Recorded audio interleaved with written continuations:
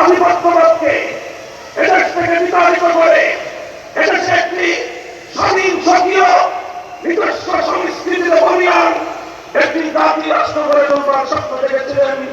সে স্বপ্নের কথা আমরা ভুলে গেলে চলবে না।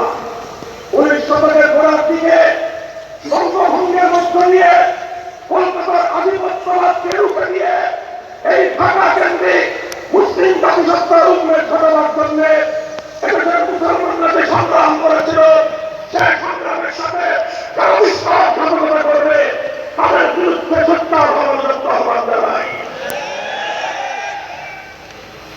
আমাদেরকে মনে রাখতে হবে, সাম্প্রদায়িক উগ্র অবস্থানকারী রবীন্দ্রনাথ সহ যারা এই পূর্ববঙ্গের উত্থানকে ঠেকিয়ে দেওয়ার জন্য ব্রিটিশদের সঙ্গে মিলে ষড়যন্ত্রের বাধা বেঁধেছিল, তাদেরকে কখনোই বাংলাদেশের স্বপ্নপুরুষ হিসেবে, বাংলাদেশের স্বাধীনতার স্বপ্নপুরুষ হিসেবে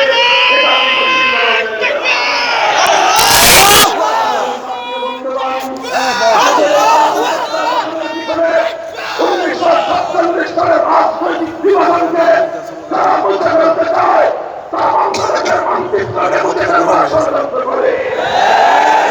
1947 সালের দেশ বিভাগের সময় ঐতিহাসিক ভাবে বিভক্তির মধ্য দিয়ে বাংলাদেশের এই অঞ্চল, এই মানচিত্র ইসলাম এবং মুসলমানদের